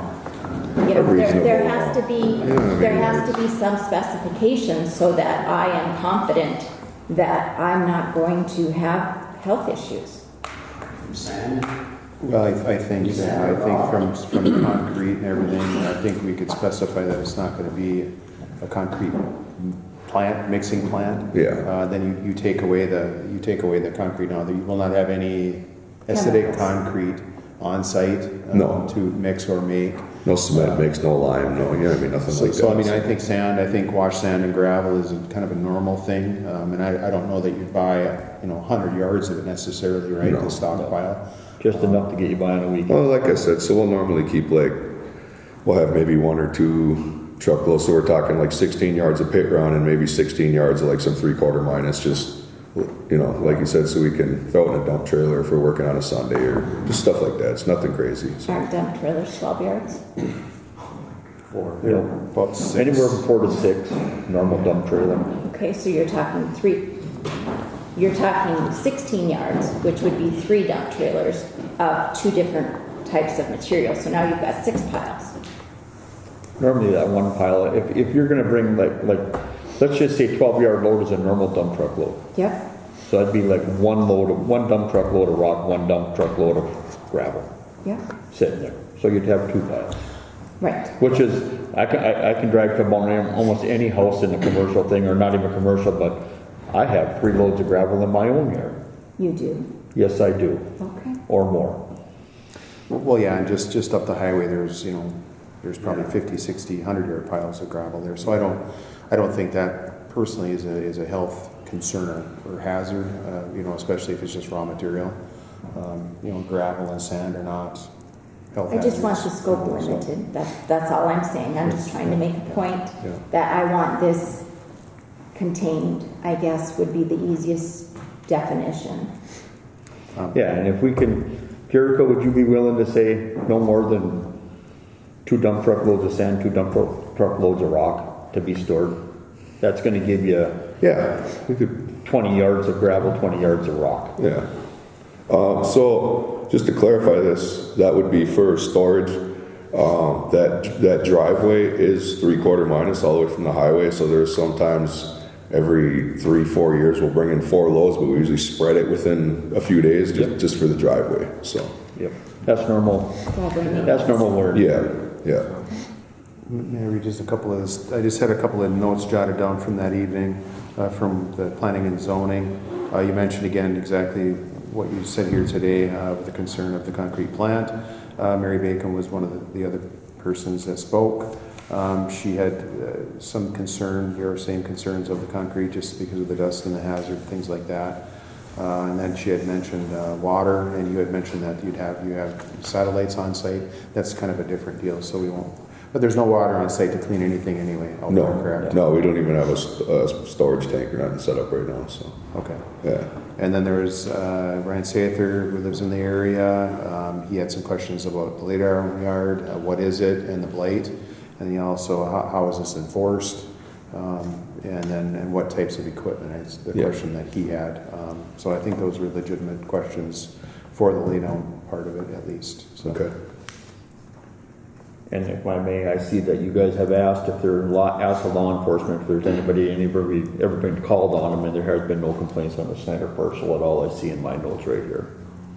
So I'd like to see a pretty good sized screen though, like three deep of trees, staggered. So Okay. they would, Which is understandable. yeah, can you take something like that? Yep. Yeah, there's enough actually on the back 10 there where we could clear a spot to kind of tuck everything away. So back in the back corner. yeah, like the only thing that really sits there that we don't use very often is there's an old John Deere backhoe. We just use it around the property there. So, but otherwise most of our other equipment is in and out of there quite a bit.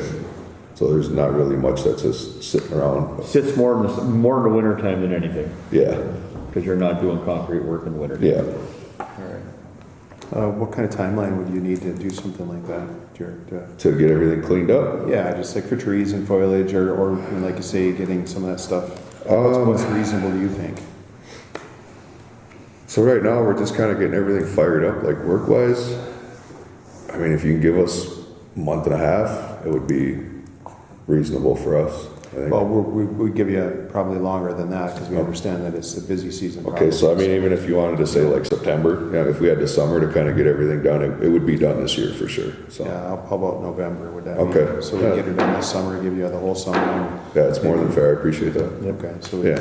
what would be in April and 4th month? So Say we're in May. yes, we could say we do 6 months. Right? Yeah. That would give you till I think around October-ish. Okay. To do some type of screening and get something figured out for sure. All right. If that sounds reasonable. No, that's more than reasonable. Is that reasonable? That's plenty of to time. Kind of tuck that stuff away if, Sure.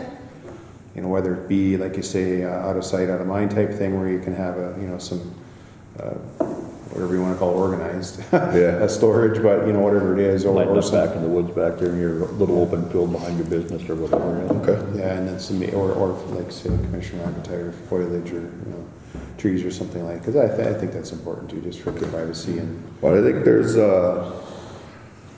probably enough usable area right behind the building too, where we could put the equipment back there and you wouldn't see it behind the building. And like I said, so a couple of them old work trucks and stuff, we've been kind of talking about getting them out of there for a couple of years, but I think this is a perfect the time. kick he's gonna need to actually call somebody to come get him, so, yeah. Yeah, I've been kind of in his ear about getting some of that stuff out of there anyway, so this is good for all of us. Okay, Yeah. so is that acceptable? It is. Okay, so we have a first and a second.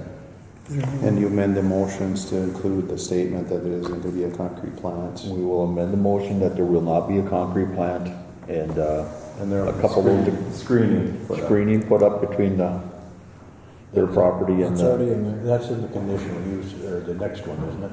The screening.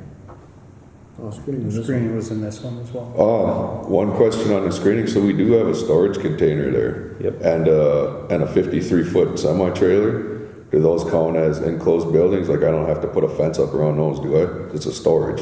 Or you guys store some of your equipment in there for your concrete stuff too, some of the stuff that can't get wrecked, so. yeah. Yeah, so I just wanted, is that like, because I was told that if we were to have like a building, right, an enclosed building, and I put the equipment in a building, then that counts as it being screened. So we have the semi-trailer there. Is that gonna be looked at as Blythe, or is that gonna be looked at as storage and I don't have to screen that too? That'd be a Matt question. Putting you on the spot. That's a loaded question, a lot of loaded question there. So under zoning, any structure used for the purpose of storing goods, people, and those types of things is considered a structure. So, Okay. Under the definition, it would require a land use permit. But, I mean, we do not permit a trailer. We have permitted those storage containers as because if the purpose is to be a building basically, then it falls under that definition. But the bottom line, I think, is that as long as they're maintained and you get the proper permits, so that they're not an eyesore for the neighbor, I think that pretty much takes care of things. And you keep them nice and neat. And I'm not going to permit the trailer. Okay. Yeah, because the trailer, that's a licensed item. If it's licensed, I'm not going to permit a trailer. The trailer has doors on the back. The roof don't leak. I mean, it's in decent shape, but it just sits there. Right? We don't have a truck to pull it or nothing. So. And then the storage container, if the purpose is to be a storage, then we probably should get a permit for that. Okay. Fair enough. Okay. Just to be clear then, so this conditional use grant, I just want to restate this proposed motion. Okay. So, to operate a residential construction laydown area for construction activity to include equipment and forms, conditions include unused and inoperable, well, before that, at the end of that, we would say, and no concrete or similar plants or associated materials. Would that be a fair part of that motion in your mind? Yes. Okay. And then conditions include unused and inoperable equipment to be removed and any outside storage of equipment, materials, or supplies to be screened and that work to be completed by November 1st, 2026. Yes. Okay. Is there anything else? Did I miss anything? Just a question, the enforcement, how does that work, Matt? So enforcement of conditional use permit, if someone's out of compliance, so we would receive a complaint or we would see something. So if we received a complaint, we'd need to investigate whether or not the complaint is valid, and if it is valid, then we need to work with the property owner to get compliant. If the property owner does not, work with us to get compliant, then we would, probably go through the process of rescinding the CUP if they would not, move forward with, what's been approved, right? And the whole point of a CUP is to make sure that they're compliant with the conditions set forth. So, to benefit not only the applicant, but also benefit the neighborhood as well. Perfect. Is associated material specific enough? I mean, yeah, it's a tough. Because if you've got the pile of sand and gravel, that's part of materials for a concrete plant. But I mean, you want to leave materials out of that? I mean, that's up for the board to consider. Or Just not- maybe not- no, maybe not- no chemicals. That's what I was gonna say, could we specify it as corrosive materials, or? Yeah, corrosive is a very good, because it's acidic. Yeah. And I'm concerned about that as So well, you're okay especially with not having in a the couple of industrial gravel? area. Right. With, you know. Okay. So what, So that, you said He's the word okay. industrial, You that was said my mind too, a everything but concrete plant would be an concrete plant, he's industrial okay with. concrete business, right? concrete plant, a similar plant, because I was thinking like a, Couple loads of gravel, couple loads of rock. just I'm concrete. hesitant to vote again, or it was a unanimous vote out of the planning commission. Yes, If they want to add a concrete plant, a mixed plant, yeah. that's fine. Anything past that, I'm not okay with this. Okay, So strike the materials piece. so just take out the associated materials. I mean, that's his motion, so Yeah. if that's what he wants. Yeah. So just no concrete plant. Yep. No Okay. concrete. Yeah, it's honestly, Other I than think that, it's, it's a normal business operation. And it's obviously a needed operation because he's still in business. Yeah. We don't want to drive business out. It's zoned commercial, Yes. piles of gravel are all over the place. But you will plant trees. Or we'll clear space in existing trees to, yeah, Get rid of your stuff Yeah. in the back so it can't be seen. yeah. So let me go over that motion one more time, Okay. just to be clear about it. To operate a residential construction laydown area for construction activity, to include equipment and forms, no concrete plants. Conditions include unused and inoperable equipment to be removed, and any outside storage of equipment, materials, or supplies to be screened. Cleanup and screening to be completed by November 1, 2026. And that's the planning commission's recommendation, with the only difference being the concrete plant added. And the 6 months. And the 6 month And the 6 time months. frame. 6 months? Yeah. yeah, and we discussed that thoroughly too, about how to word it differently so it would not include concrete plant. I mean, that was, most of the discussion we had was how to get that out of there and still get the essence of what you're asking for. Yeah. So like a construction equipment laydown area, I think is what we decided on. That's what changed from here to what the previous application said. Yeah. So, and I understand the confusion, because when it says concrete, you know, You don't know what equipment and stuff, yeah, that could be I think it all anything. started with a bunch of confusion that it was going to be a concrete plant like exists on 332 Right. over Little Fork, and that's not the case. Yeah. But his service is needed. Correct. I listened to the zoning commission and went through it. So I'm okay with what they recommended, plus the no plant, mixed batch plant, if you want to call it that. If you're okay with it, you seconded it, I believe, Commissioner? Yeah, I'm good. And the date? Yes. Okay, November 1st for the conditions. Okay, so we have a first and a second. We have discussion. Any more discussion? All in favor? Aye. Vote yes. Anybody against? Motion carries 5-0.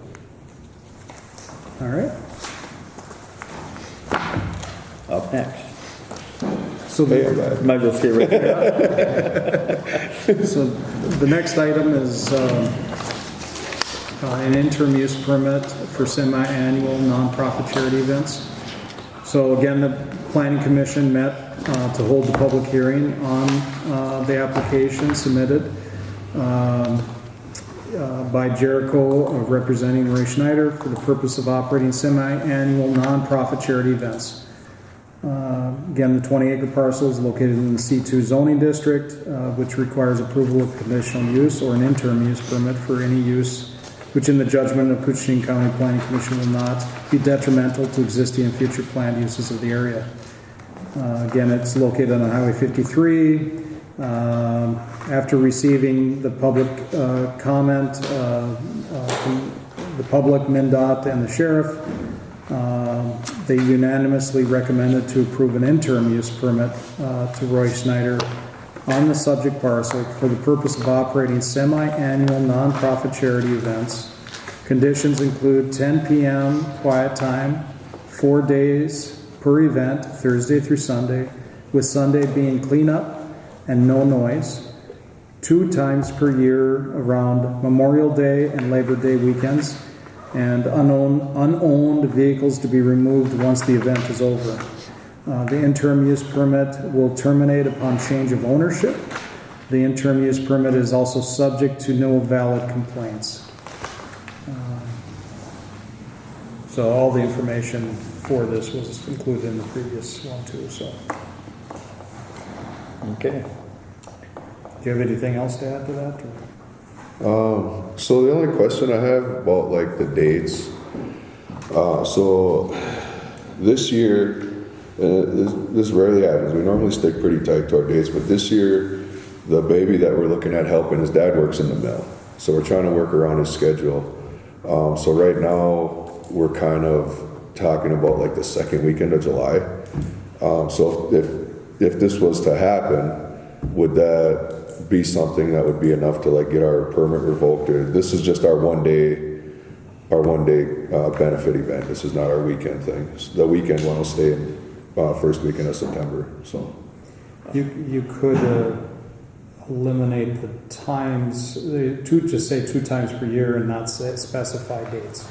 okay. Or, I mean, that's an idea. I don't know if that's the right choice. I'm just throwing because it I out know there for the you big guys one to is consider. the full weekend one, right? That's the one where we kind of talked to neighbors and done things in the past because we have live music and we don't do that at our benefit event. So that was my only question, was about how fluid the date would be, or if we could do that where we just take the specific date out of it and just call it a biannual or whatever you want to specify it as.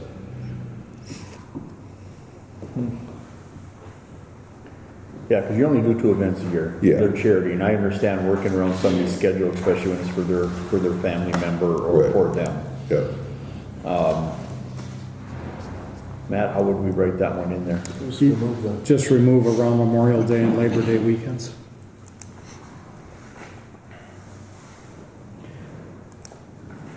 I would be okay with removing that.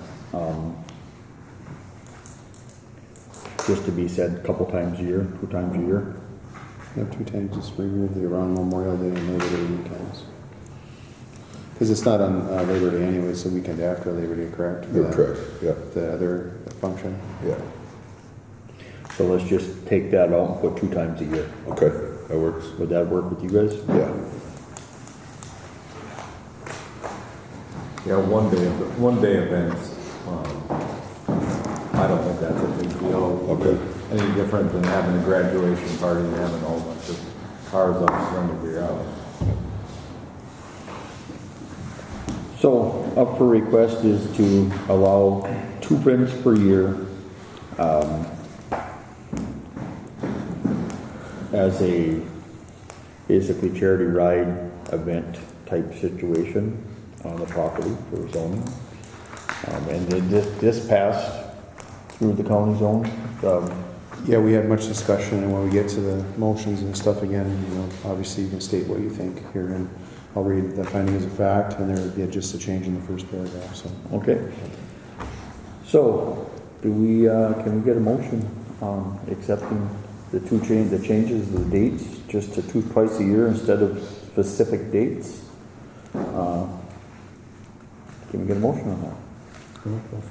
Thank you, Commissioner Nell. Can we get a second? Thank you, Commissioner Erickson. Any discussion? If you don't mind, Chair, I'll read the findings of fact. Again, it's a summary of the conditional, or of the planning and zoning. Statement 1 is interim use will not be injurious to the use and enjoyment of the environment or detrimental to the rightful use and enjoyment of other property in the immediate vicinity or neighborhood, nor substantially diminish and impair property values within the surrounding neighborhood. This subject is in a C2 commercial district operating a semi-annual nonprofit charity event or events as proposed. The neighborhood is about 2 miles south of town on Highway 53. It is, again, it's already a C2 zoning area. There are some buildings there to accommodate people.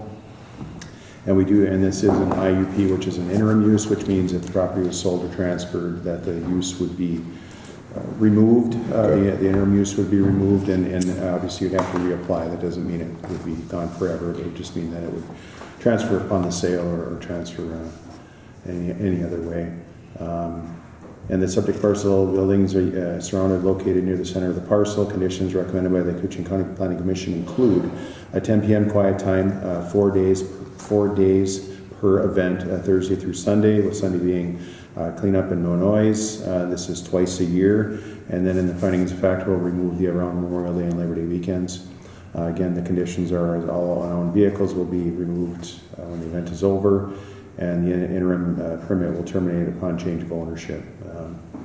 It's also subject to complaints, valid complaints. If there's some type of a complaint that's validated or whatever, then there would be some conditions that would, that would be a lack of conditional use, and I think then there would be some discussion on how to improve that. So, property values in the neighborhood of this parcel are not expected to be substantially diminished or impaired based on this interim use with the conditions. Statement 2, the establishment of the interim use will not impede the normal and orderly development and improvement of surrounding property for uses predominant in the area.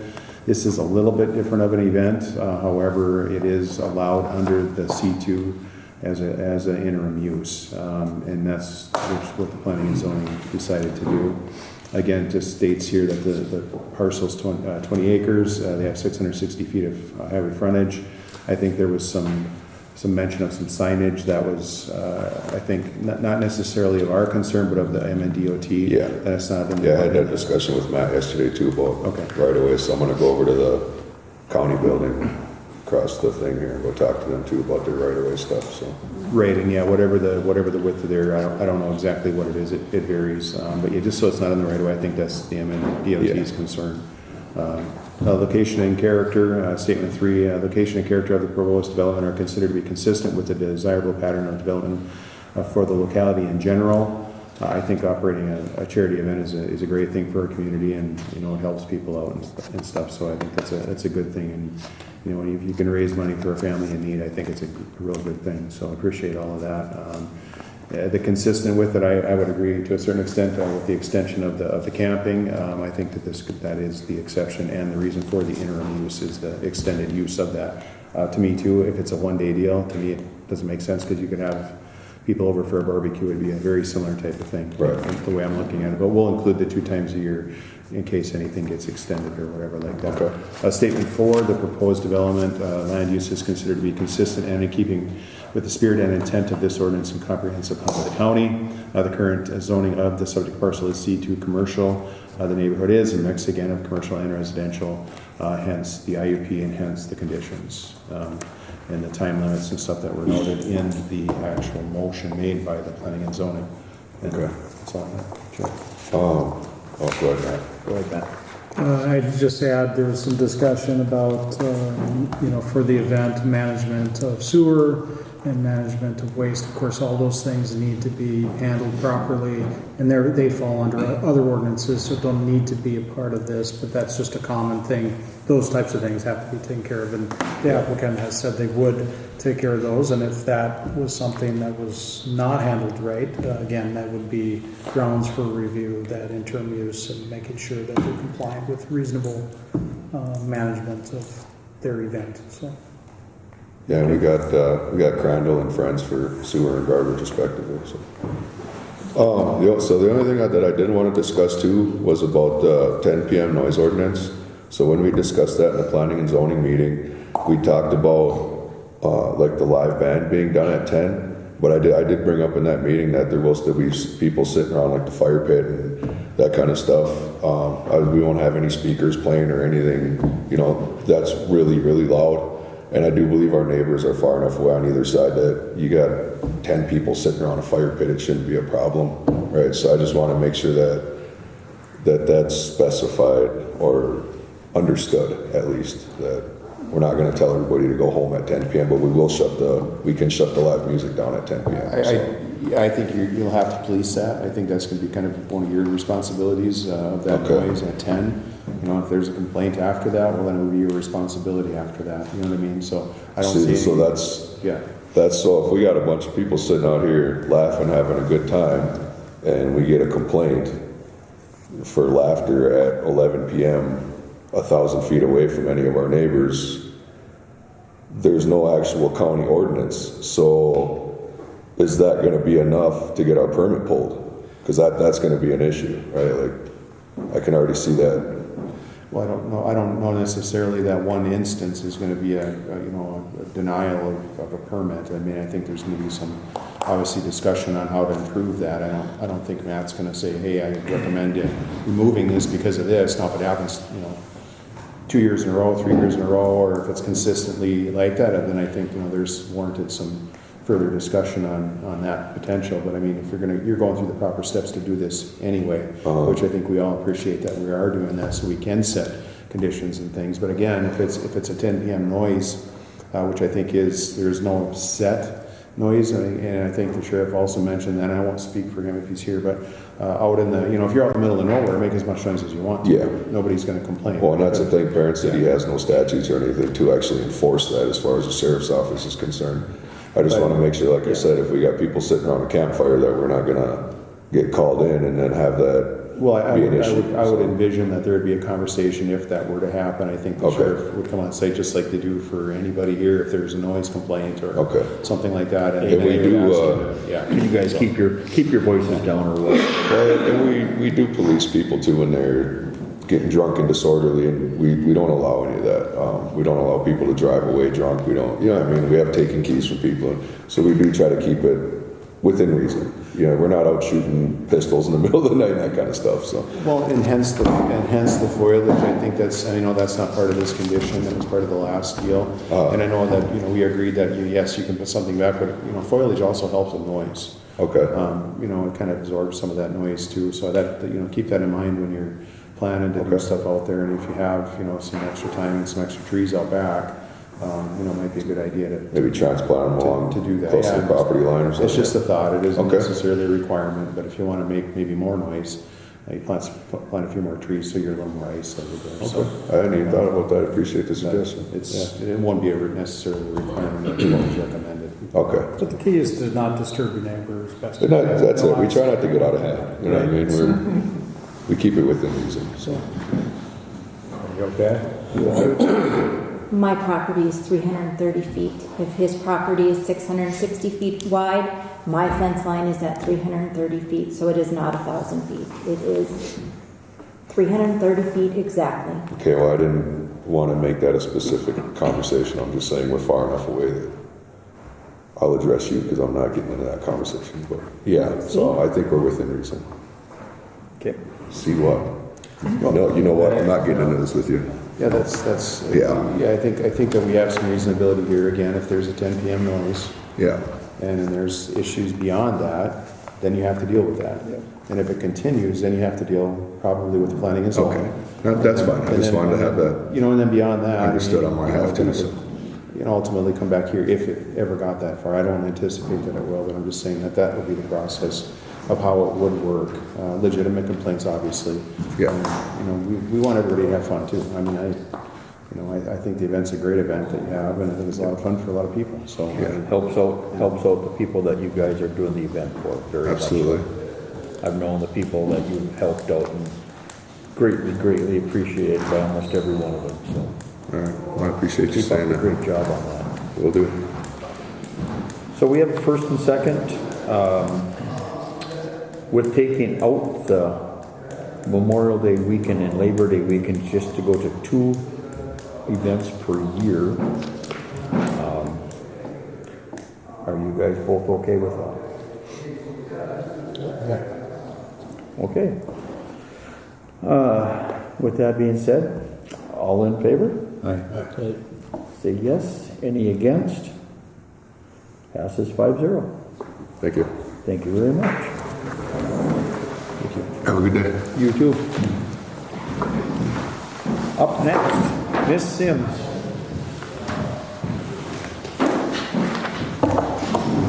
So this,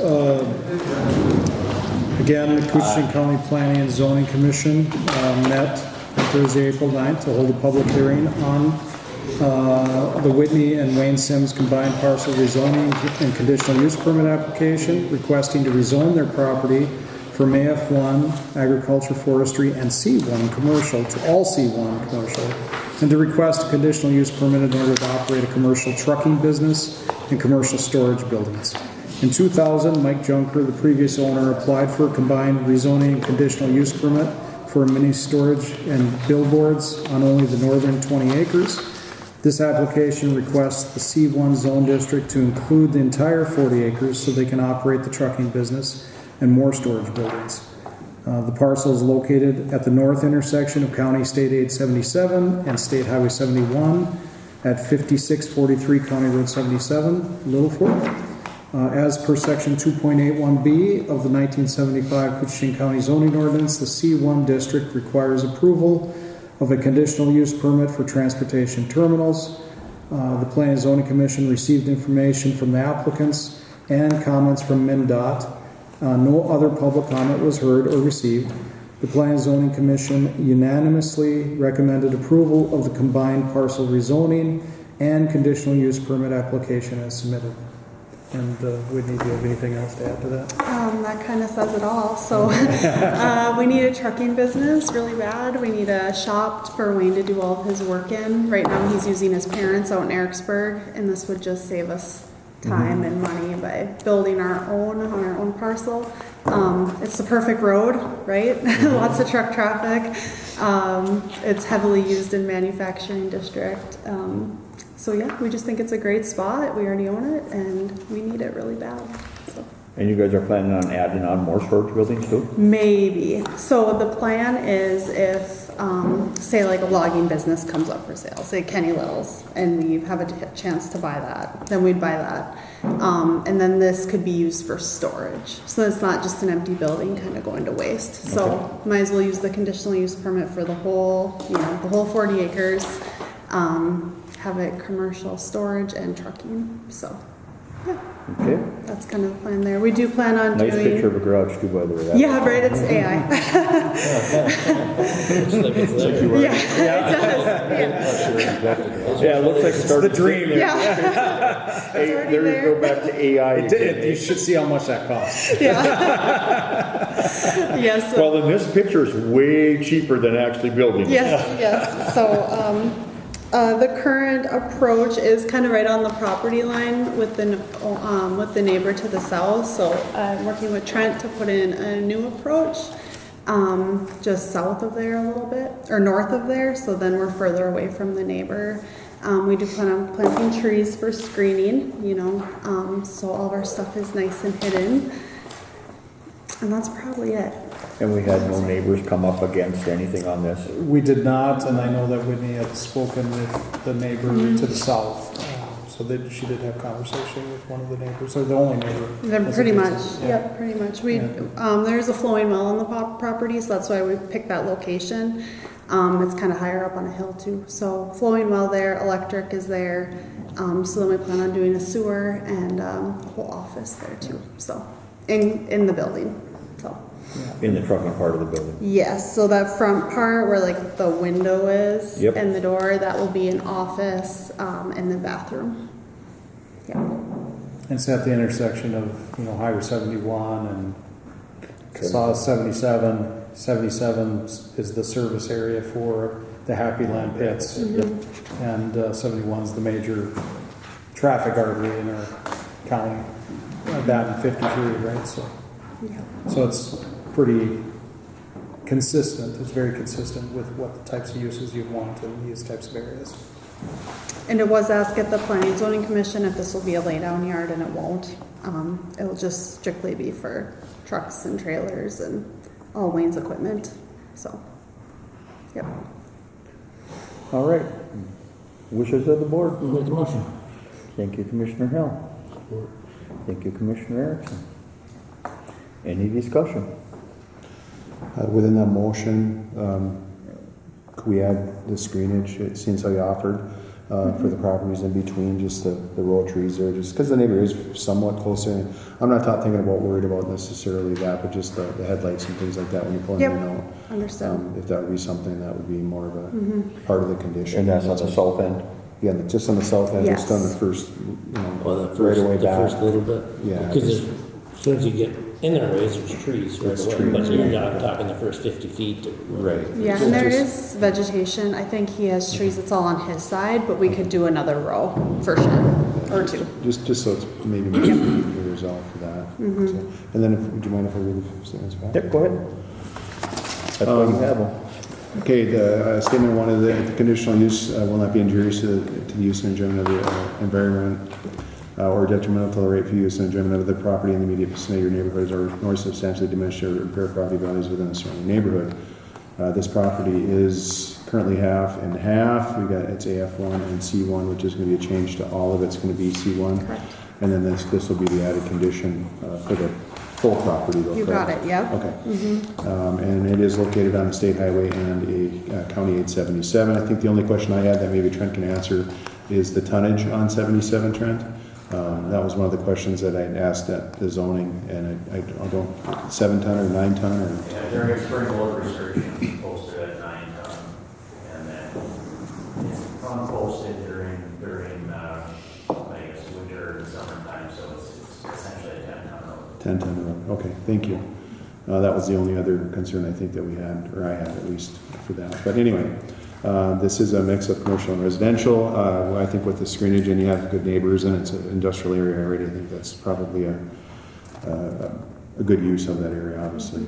Right in the state highway especially, and in 77, like you say, with the pits and things down there. So property values in the neighborhood of this parcel are not expected to be substantially diminished or impaired based on this conditional use and would not be inconsistent with other uses in the area. Statement 2, the establishment of the conditional use will not impede the normal and orderly development and improvement of surrounding property for uses predominant in the area.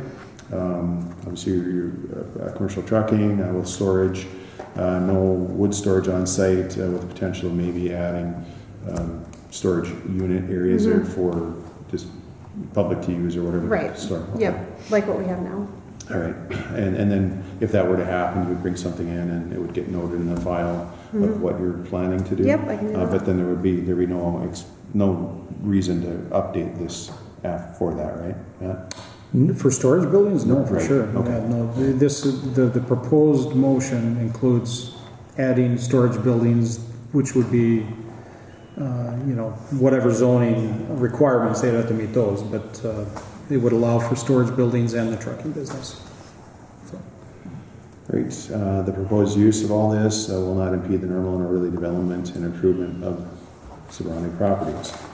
Statement 3, location and character of the proposed development are considered to be consistent with a desirable pattern of development for the locality in general. It's a great spot. It's sort of in the corner of a couple, heavily traveled roads, 77, along with the pit road, along with the highway right there. That's probably couldn't find a better spot. So, and then there's going to be some sewer and water there that will be on site and stored. And then statement 4, the proposed development line is considered to be consistent in keeping with the spirit of this ordinance and comprehensive plan of the county. And again, I think to Commissioner Erickson's point, we want businesses, we need these things to be here, we want people to do this. I agree 100%. It's a great thing to see yourself and husband to kind of move that along. So again, this neighborhood is a mix of commercial and residential, but it's along 2 major highways. The applicant is proposed to operate a commercial trucking business and commercial storage buildings. County plans state this type of development should be on a good transportation route near urban areas, which it is. The use of this parcel as a commercial trucking business and commercial storage building is consistent with the spirit and intent of county ordinance and plans of the county. Thanks for the read. Perfect. So with that there permit, the only thing we're changing in it is planting of the trees or foliage on the south end. You guys both okay with that? Sure, she wants to, yeah, then I'll. It's yeah, fine. okay. Yeah, I was gonna do it anyway. Thanks. I got a tree planting. Oh, thank you very much. All right, hearing that, and any more discussion? Hearing none. Awesome. All in favor? Aye. I'll vote yes. Anybody against? Passes 5-0. All right, thanks guys. Have a I great appreciate day. Yes, you too. Thank you. Thank you. All right, up next is public comment. Anybody here in person or online for public comment? Come on, Bob. Well, come on up, Bob. It won't take long. You guys are kind of dragging out tonight. And it's hot in here. And I can't hear nothing anyway. I'm Bobby Wall. I live on Highway 332, south of town, south of the airport. The one thing I wanted to mention, I see at the last airport meeting, the city brought up annexing the rest of the airport again. And I guess I talked to Roach, because you're my commissioner, and you said you guys are opposed to that. I guess I would like to get that somewhere on the record, either at the airport meeting or here, so down the road the city can't say nobody was against it. So we actually have a airport meeting tomorrow. Tomorrow? Yes. 8 o'clock again? 8 a.m., yes. Yeah. So the city brought in, when we were talking about putting in a transient hangar, which would be between the ARP, or not the ARP building, but their mechanic, or the big garage where they store all their equipment, and Thor's office. Yeah. It's gonna go right in the middle of that right there. And that was brought up during that meeting about the city is not gonna do any more sewer and water into any buildings unless it's in the city limits, which we went and looked at that map after we were done, and basically the city and the county own part of that land in between. So we're still working that deal out. If we had to annex one little section of that land in there to get sewer and water into that building, I don't think anybody would be against it in the county, but annexing the whole airport into the city of International Falls. Well, I see nothing in the paper anywhere else that your opinion is out there that the county is against it. And I guess that's what I would like to see. And I don't know why, well, I guess I understand why it's brought up. Also, this county's kind of got the short end of the stick on that airport commission, because you guys only got 2 votes and they got 3 for the airport commission, for the meetings and stuff. You guys only have 2 members on that board, and the city has 3. Who's their third? Right. They get to appoint the third. They get to appoint the third, but that doesn't necessarily mean he's gonna be voting that way with them. He's the one that brought up annexing the rest of the airport, I believe, if I read the notes right. I don't think so. I mean, right now, we've asked the city to give us a reason why they want to annex the whole airport into the city limits, and as of right now, they have never gave us an answer. Because they don't have one. They just want to do it. They just want to do But it. anyway, that scares me because I have property abutting the airport property. And I brought a petition in a couple of years ago from the people that lived with property abutting, and everybody was against it except 2 people. So We'd hopefully you'll come to the airport commission meeting tomorrow if you're available at 8 a.m. I'm awake by then. So. Can you get out of bed by then? You're retired now. I'll come to the airport meeting, but like I say, I'd like to see something on the record so that you can go back and say, yes, we did oppose this. Because I think the city thinks they can do it without your support or anything else. But Make them explain it to you why they want it. Why they want it. Oh, I can bring that up tomorrow. Right, Chair? Yes. If you have that petition, that would be something to consider representing and or getting another petition, I think, if that is, how the residents feel and would like to see. I think that's something coming from the residents, that's gonna pull a lot of weight and pressure on those types of decisions. So I think that would be an option if you have that petition available still. I gotta dig through my paperwork.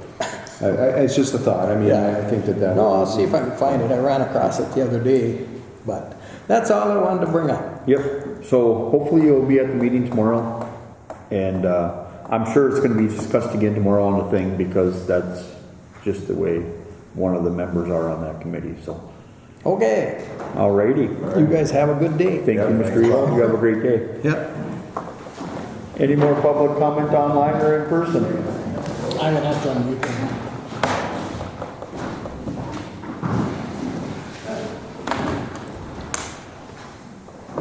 City wanted out of the airport.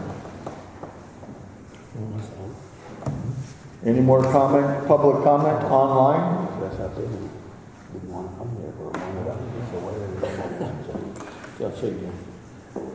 All right, hearing none, I would take a motion to finish the county business and adjourn the meeting. Thank you, Commissioner Shortland. Thank you, Commissioner Hell. Any discussion? Hearing none, all in favor? I'll say yes. Anybody against? Passes 5-0.